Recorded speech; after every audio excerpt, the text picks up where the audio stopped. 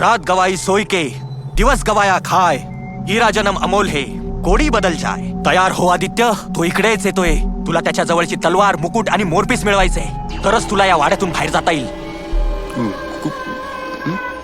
तयार आहे ना मी. तयारी काय तर ते यामिनी आणि मदन लागतील ना आता माझ्या मदतीला.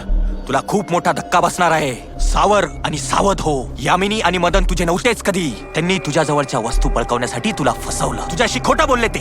तू कमवलेल्या गोष्टी सुद्धा त्यांनी त्यांच्या ताब्यात घेतल्या. म्हणजे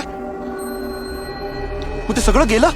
हो, पण एक गोष्ट आपल्या जवळ आहे. काय काय काय त्याशिवाय तो जिंकू शकत नाही. काय काय काय वस्तू आहे. कुठली काय गोष्ट आहे. ते छोटं चित्र तुझ्या जवळ आहे. छोटं चित्र आहे. छोटं चित्र रूम मध्ये माझ्या रूम मध्ये लपून ठेवलंय. एक मिनिट, त्याच्याकडे पण असेल ना ते छोटं चित्र. हो, आ? दोन्ही चित्रांपैकी एक छोटं चित्र नष्ट करावं लागणार.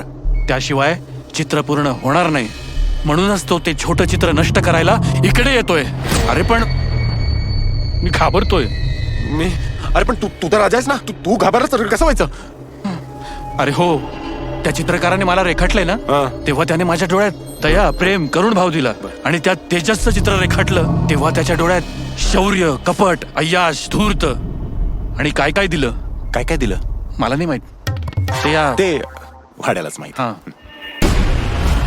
अरे पण जाऊ दे, मी तयार आहे. मी नाही घाबरत. आपल्याकडे छोटं चित्र आहे. कोण तेजस.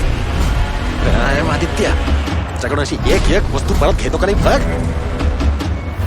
तेजस, कोण तो तेजस.